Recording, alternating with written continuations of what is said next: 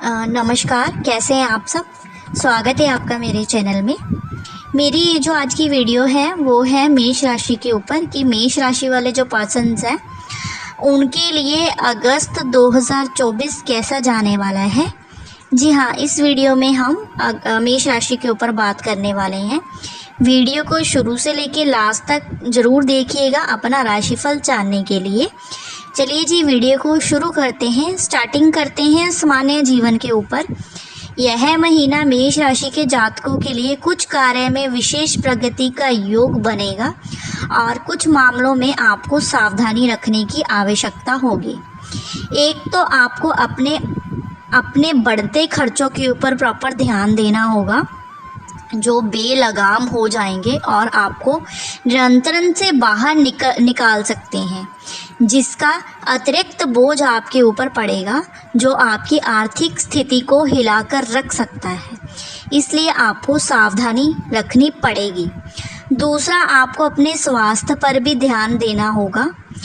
अनियंत्रित दिनचर्या के चलते आप अपनी ही गलतियों का शिकार होकर बीमार हो सकते हैं।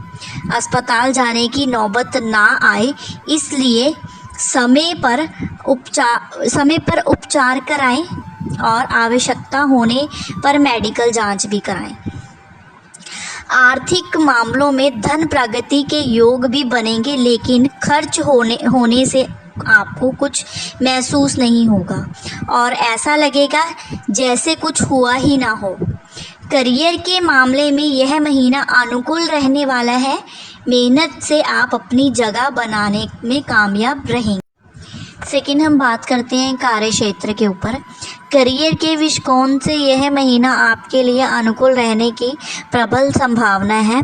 नौकरी की बात करें तो दशम भाव के स्वामी शनि महाराज एकादश भाव में अपनी ही राशि कुंभ के बकरी अवस्था में विराजमान रहेंगे, जिसके कारण आप अपने कार्य क्षेत्र में बहुत मेहनत करेंगे।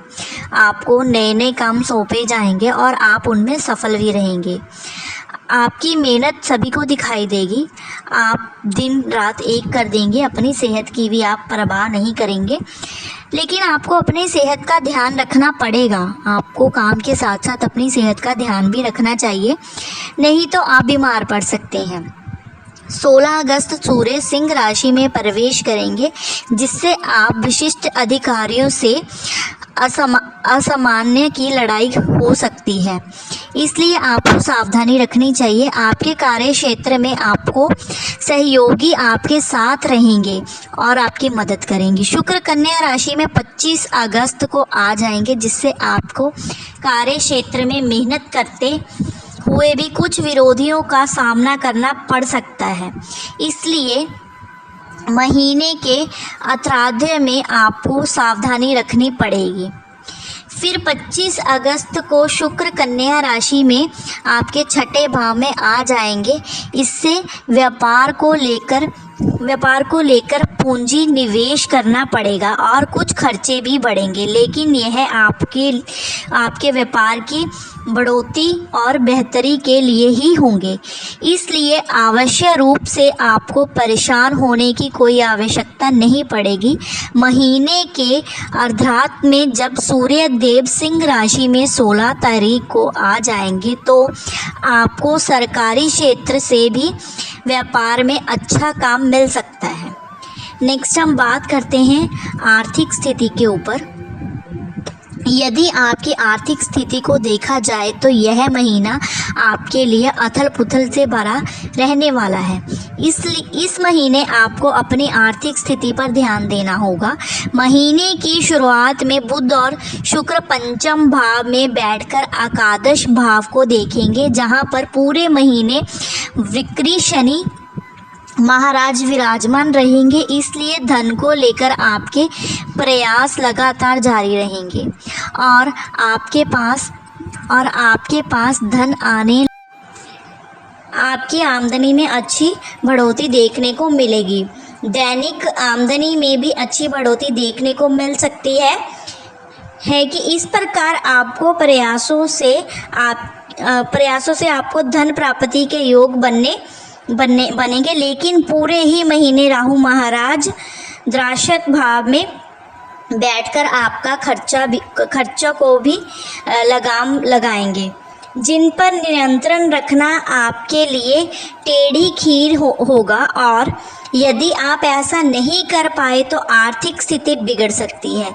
महीने की शुरुआत में बृहस्पति और मंगल भी आपको दूसरे भाव में विराजमान रहकर आर्थिक स्थिति को मजबूत बनाएंगे, और जमीन या प्रॉपर्टी संबंधी किसी मामलों में पारिवारिक सफलता मिल सकती है, जिससे परिवार में धन संपत्ति आने के योग बनेंगे।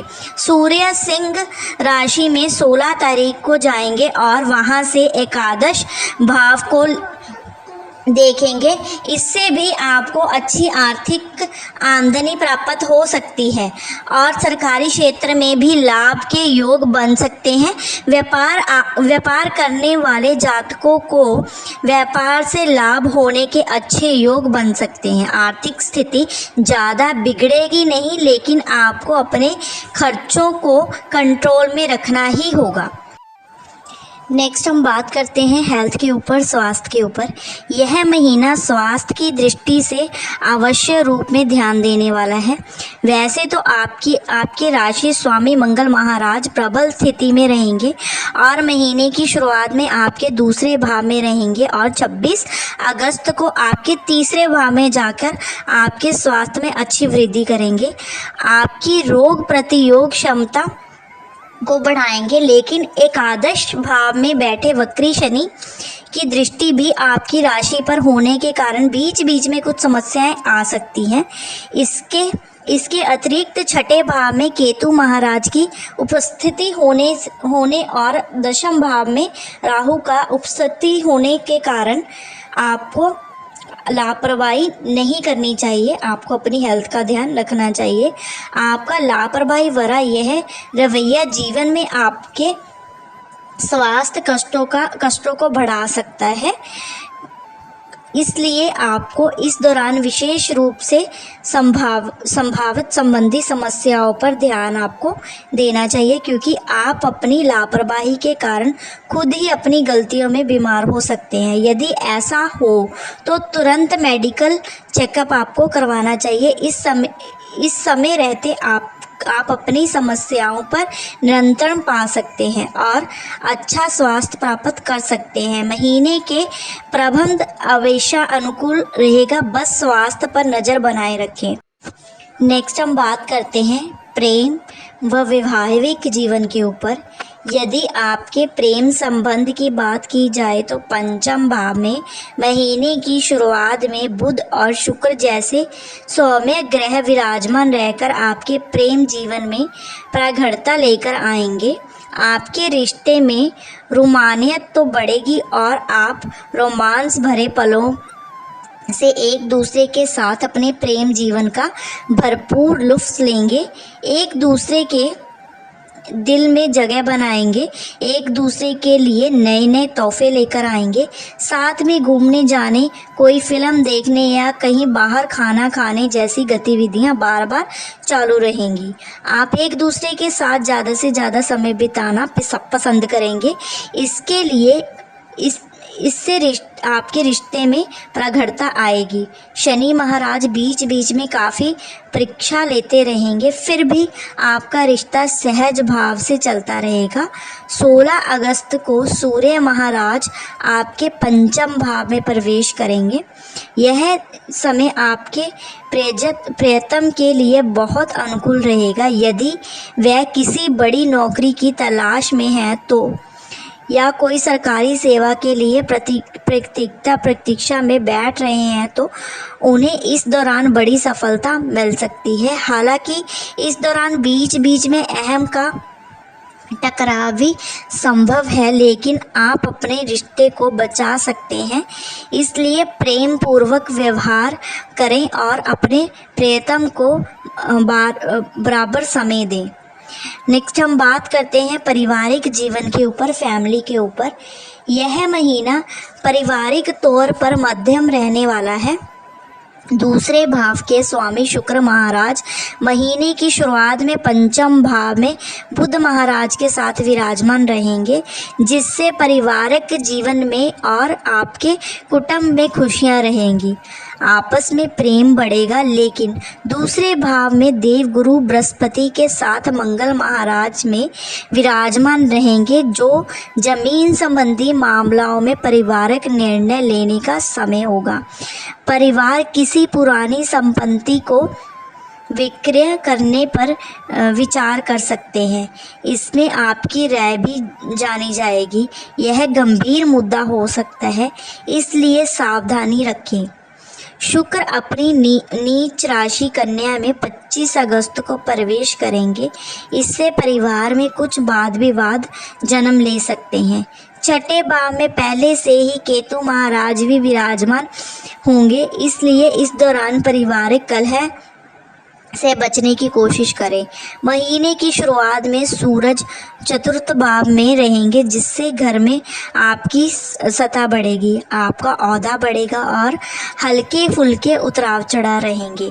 लेकिन महीने के अर्थात में सूर्य के पंचम भाव में जाकर शनि महाराज से दृष्टि होने के कारण और बकरी वृद्ध के चतुर्थ भाव में आ जाने के कारण पारिवारिक जीवन में उथल पुथल मच सकती है। इसलिए आपको थोड़ी सी सावधानी रखने की ज़रूरत है और माता पिता के स्वास्थ्य पर भी ध्यान देना चाहिए। जहाँ तक आपके भाई बहनों की बात हो तो वह आपके साथ रहेंगे, आपकी मदद करेंगे और आपके अच्छे भाई बहन होने का फ़र्ज निभाएंगे।